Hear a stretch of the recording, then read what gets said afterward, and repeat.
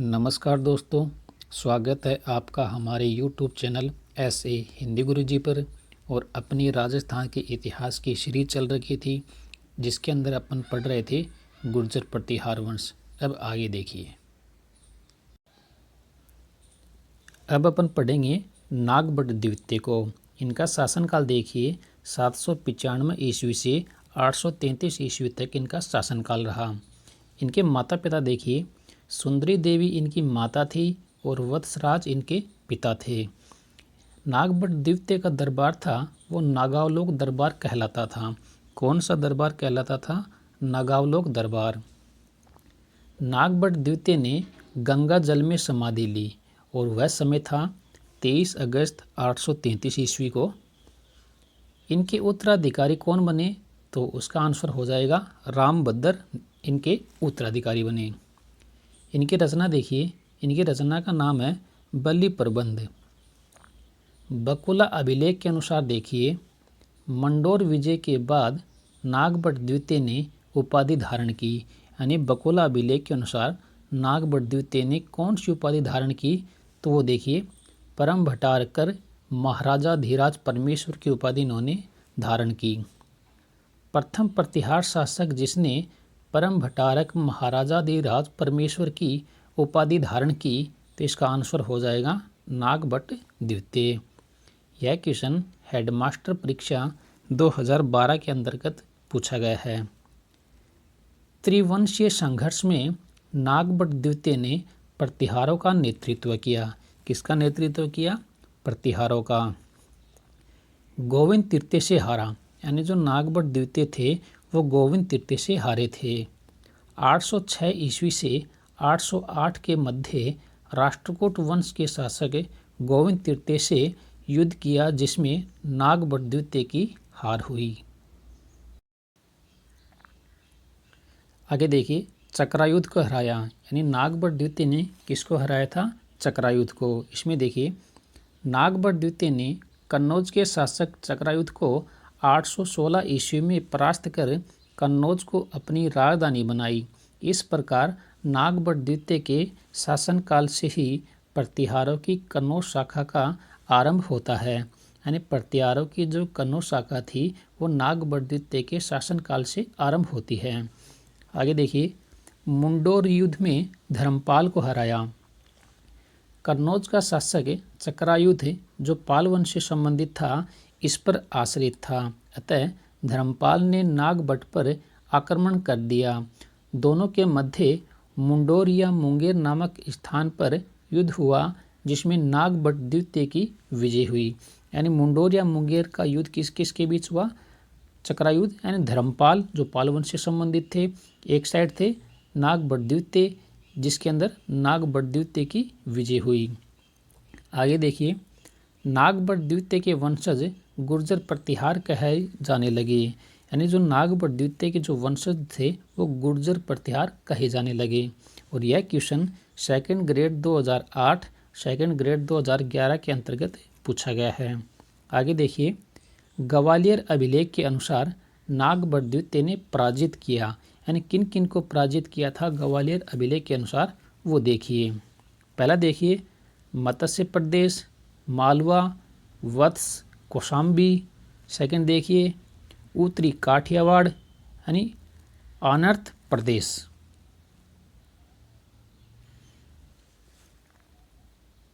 तीसरा देखिए, किरात प्रदेश यानी हिमाचल प्रदेश का दक्षिणी क्षेत्र। चौथा देखिए, तुरुस्को यानी मुस्लिम आक्रांताओं को हराया। 5 नंबर पर देखिए, आंध्र, कलिंग, विदर्भ व सैंधव शासकों को अधीनता हेतु बाध्य कर दिया। वह विद्वान व कवियों का आश्रयदाता था। यानी नागभट्ट द्वितीय विद्वान व कवियों का आश्रयदाता था। नागभट्ट द्वितीय के समय प्रतिहार राज्य उत्तरी भारत का एक शक्तिशाली राज्य बन चुका था। बुचकला यानी जोधपुर अभिलेख में इसमें नागभट्ट द्वितीय ने एक विष्णु तथा शिव मंदिर बनवाया, जो वर्तमान में शिव तथा पार्वती मंदिर के रूप में विख्यात है। गुर्जर प्रतिहार वंश के शासक नागभट्ट द्वितीय ने अपने पराक्रम से गुर्जरों की प्रतिष्ठा को पुनः स्थापित किया। और यह क्वेश्चन रेट लेवल 2 2023 के अंतर्गत पूछा गया है। अब आगे पढ़ेंगे नागभट्ट के सामंत, यानी नागभट्ट के कौन कौन से सामंत थे वो देखिए।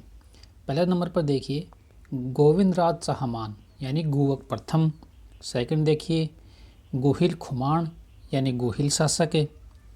ग्वालियर अभिलेख प्रबंध कोश व खुमान रासों के अनुसार देखिए नागभट्ट द्वितीय ने अपने सामंतों के सहयोग से पश्चिमी भारत के मुस्लिम आक्रमणकारियों को पराजित किया था। गुवक प्रथम द्वारा पराजित सिंध का गवर्नर बेगवारिस था। कौन था? बेगवारिस। नागभट्ट द्वितीय ने पुष्कर में घाटों का निर्माण करवाया। पुष्कर में क्या करवाया? घाटों का निर्माण करवाया। प्रभावक चरित यानी चंद्रप्रभा सूरी के अनुसार देखिए नागभट्ट द्वितीय ने 833 ईस्वी में गंगा नदी में डूबकर आत्महत्या कर ली। किसमें की? गंगा नदी में डूबकर आत्महत्या। और कब? 833 ईस्वी में। किसने? नागभट्ट द्वितीय ने। किसके अनुसार? प्रभावक चरित के अनुसार। आगे देखिए ग्वालियर अभिलेख के अनुसार देखिए भीनमाल जालोर के प्रतिहार वंशीय शासक नागभट्ट द्वितीय की दानशीलता एवं कन्यादान करने के कारण इन्हें कर्ण की उपाधि प्रदान की गई। कर्ण की उपाधि किन्हें प्रदान की गई? नागभट्ट द्वितीय को। किस लिए? क्योंकि वो दानशीलता पर कन्यादान के कारण प्रसिद्ध थे। और किस अभिलेख के अनुसार? तो ग्वालियर अभिलेख के अनुसार। नागभट्ट द्वितीय ने कन्नौज को अपनी राजधानी बनाई, जो गुर्जर प्रतिहारों के पतन तक इस वंश की राजधानी रहा। अब अपन पढ़ेंगे रामभद्र को। तो रामभद्र का शासनकाल देखिए 833 ईस्वी से 836 ईस्वी तक इनका शासनकाल रहा। इनके पिता देखिए रामभद्र के पिता कौन थे? तो इनके पिता थे नागभट्ट द्वितीय। इनका शासनकाल प्रतिहार वंश का अवंतिकाल कहलाता था। इनके समय मंडोर के प्रतिहार स्वतंत्र हो गए थे। रामभद्र को पालों के विरुद्ध हार का सामना करना पड़ा था। ग्वालियर प्रस्तुति के अनुसार देखिए रामभद्र सूर्य का उपासक था। रामभद्र किसका उपासक था? सूर्य का उपासक था। इन्होंने अपने पुत्र का नाम मिहिर रखा। अब अपन पढ़ेंगे मिहिर भोज प्रथम को। इनका शासनकाल देखिए 836 ईस्वी से 885 ईस्वी तक इनका शासनकाल रहा। मिहिर भोज के माता पिता देखिए तो इनकी माता थी अप्पा देवी और इनके पिता थे रामभद्र। इनकी पत्नी का नाम देखिए चंद्र भट्टारिका इनकी पत्नी का नाम था। कहा जाता है यानी मिहिर भोज को क्या कहा जाता है वो देखिए प्रतिहारों में पितृहंता, क्योंकि पिता की हत्या की थी इन्होंने, इसलिए इनको प्रतिहारों का पितृहंता कहलाते हैं। ये उपनाम देखिए इनको किन किन उपनामों से पुकारा जाता है वो देखिए। एक नंबर पर देखिए भोज प्रथम। सेकंड देखिए आदिवरा है। थर्ड देखिए प्रभास पाटन। वैष्णव उपासक होने के कारण इनको प्रभास पाटन कहा जाता है। 4 नंबर देखिए प्रतिहारों का सबसे शक्तिशाली शासक कहा जाता है। 5 नंबर देखिए मालवा का चक्रवर्ती। 6 नंबर देखिए सार्वभौम। मिहिर भोज ने आदिवरा की उपाधि धारण की थी। और यह क्वेश्चन कॉलेज व्याख्याता 2007 व तृतीय श्रेणी शिक्षक भर्ती 2007 में पूछा गया है। मिहिर भोज के अन्य नाम, इनके अन्य नाम कौन कौन से थे वो देखिए विनायक पाल व हेरमपाल। मिहिर भोज के गुरु का क्या नाम था?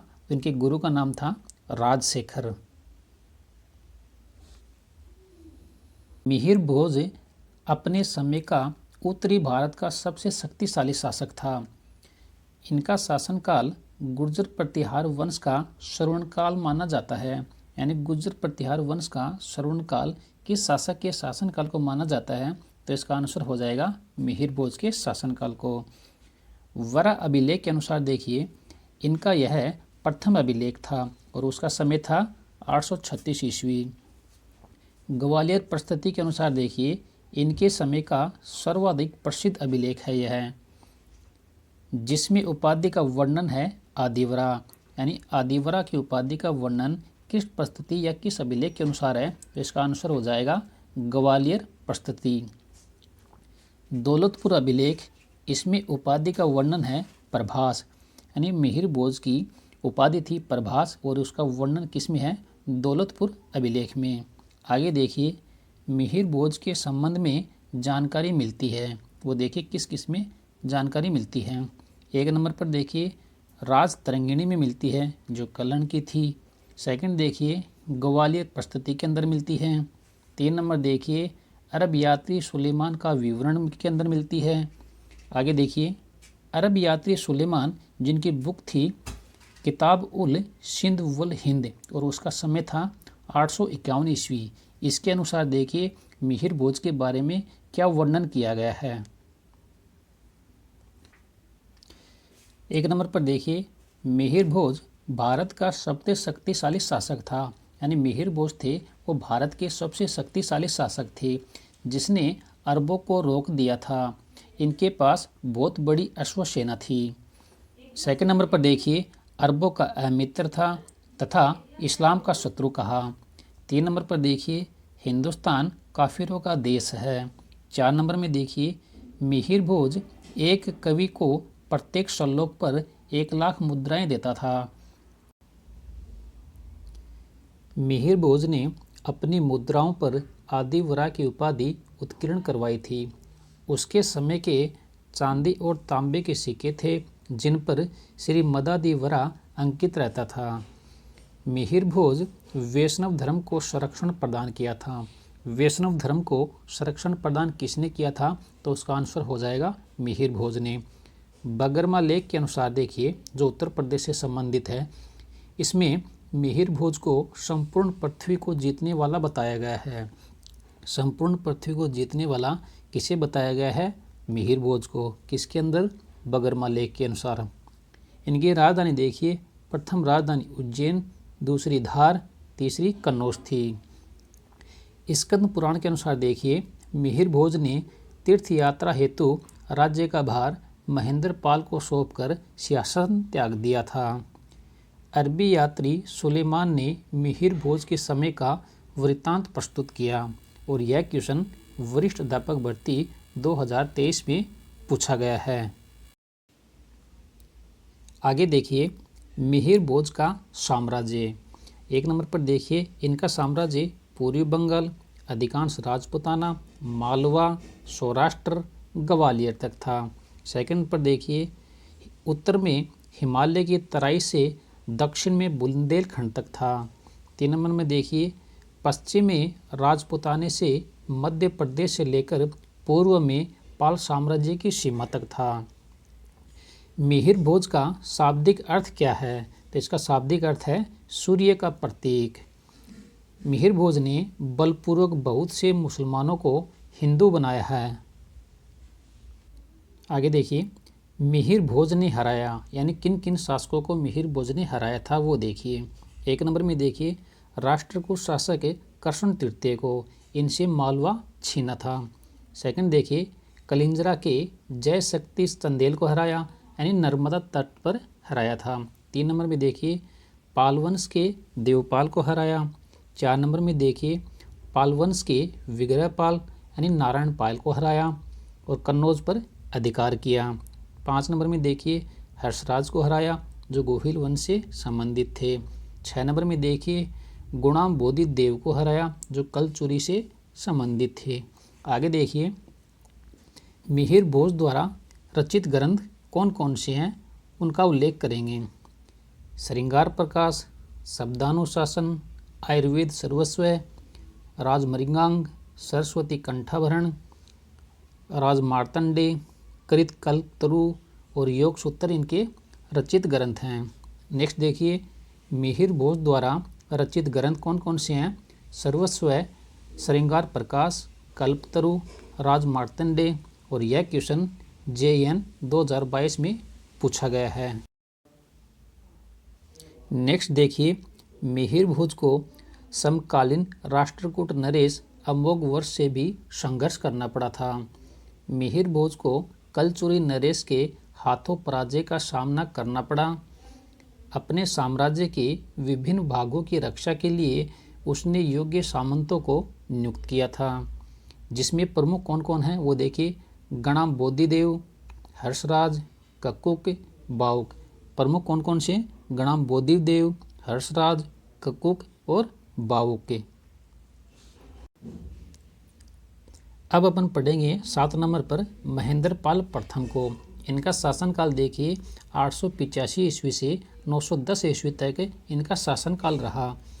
महेंद्रपाल के माता पिता देखिए तो इनकी माता का नाम था चंद्र भट्टारिका और इनके पिताजी का नाम था मिहिर भोज। उपनाम देखिए महेंद्रपाल के कौन कौन से उपनाम हैं? रघुकुल चूड़ामणि, निर्भयेश्वर, निर्भय नरेश, निर्भय राज, निर्भय नरेंद्र, महिपाल, महेंद्रायद, परम उदारक, परम भागवत, परमेश्वर आदि इनके उपनाम हैं। महेंद्रपाल प्रथम के राजकवि व राजगुरु कौन थे? तो इसका आंसर हो जाएगा राजशेखर। नेक्स्ट देखिए, अब महेंद्रपाल का गुरु राजशेखर था और यह क्वेश्चन राजस्थान पुलिस भर्ती 2022 में पूछा गया है। राजशेखर द्वारा संबोधन किया गया किन किन नामों से वो देखिए। रघुकुल चूड़ामणि, निर्भय नरेंद्र, निर्भय राज, आर्यवर्त का राजा आदि। संयुक्त सेना को हराया, यानी कौन कौन सी संयुक्त सेना को हराया था?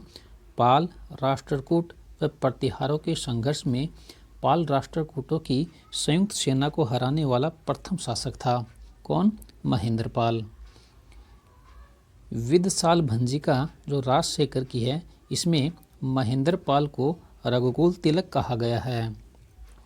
काठियावाड़ में उन्ना नामक स्थान पर महेंद्रपाल के 2 अभिलेख हैं, जिनसे स्पष्ट है कि सौराष्ट्र का प्रदेश महेंद्रपाल के आधिपत्य में था।